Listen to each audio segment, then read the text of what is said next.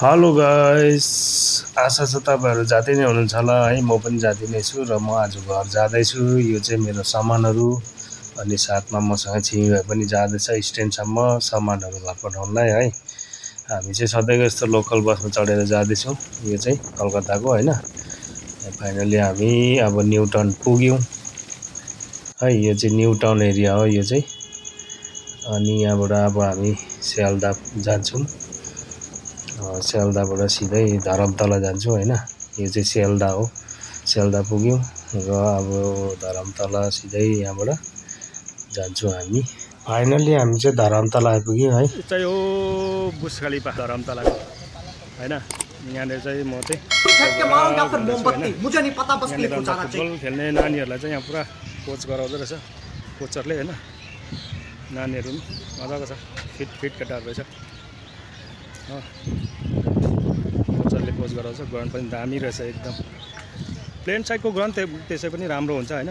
हाम्रोतिर पहाड एरियामा पो अलिक ग्राउन्ड पनि राम्रो हुँदैन, ढुङ्गा पनि बेसी हुन्छ होइन। त्यस्तै हो। घुमाइ चाहिँ यहाँ बाहिरै कहिले 9 बज्छ र बल्ल चढ्ने हो गाडीमा।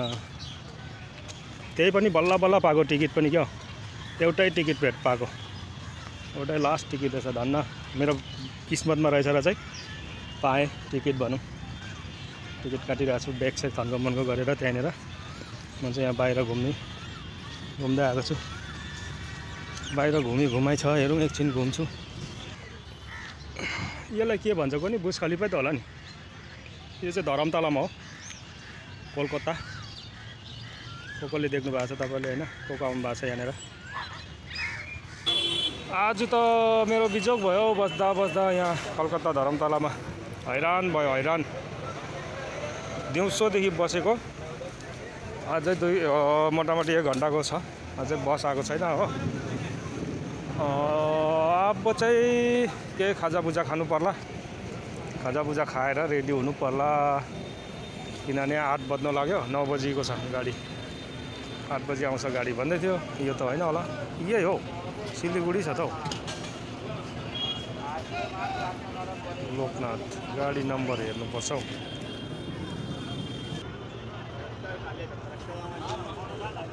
एट 952 रहेछ मेरो चाहिँ गाडी नम्बर होइन। यसको चाहिँ रहेछ 3422। यो होइन रहेछ हो, यो पनि सिलगढी जाने रहेछ। अब गाडी कति बजी आउँछ हेरौँ। 8 बजी लाग्छ भन्दै थियो। खाजा म चाहिँ खोज्दैछु, कता छ हौ खाजा। हल्का फुल्कै खानु पर्ला सायद। म खोज्दैछु चाउमिन के हुन्छ। मोमो त मन पर्दैन त्यति साह्रो। यो चाउमिन कि चाहिँ रोल, चिकन एग रोल खाइन्छ। गएर कहाँ पाउँछ। यतापट्टि पनि गाडी लागिरहेको छ ड्याममै। सामुली चाहिँ कहाँ लाग्छ, सामुली बस चाहिँ। तर सामुली त लागे पनि अघि गइसक्यो होला हो। सामुली बस ठिक छ जस्तो लागेको थियो अरूले कुरा गरेको सुन्दाखेरि चाहिँ। हेलो साथीहरू, बल्ल पाएको लास्ट सिट यही रहेछ हो। ब्याग सेगको यहाँनिर 2टा ब्याग यहाँ हालेँ, 2टा ब्याग चाहिँ डिकीमा हालेँ चाहिँ ठुल्ठुलो चाहिँ होइन। लु सबभन्दा फर्स्ट आएर चढेँ मै नै। एसी बस यस्तो छ हो। बत्तीहरू चाहिँ अब खोइ यस्तै हो कि बालेको छैन कि यति नै हो कि। बस मोटामोटी राम्रै रहेछ, ठिकै छ रहेछ हो। सामान हालियो। अहिले कति बज्दैछ भने 8:30 भयो होइन। 9:15 मिनट चाहिँ बस चाहिँ सामान चाहिँ हालिसकेँ मैले चाहिँ। रेडी भइसकेँ म मोटामोटी। बिहान कतिखेर पुग्ने हो थाहा छैन होइन। ल त गाइस, हेलो गाइस, फाइनल्ली हामी चाहिँ त्यति बेला कृष्णनगर होटल आइपुग्यो हो।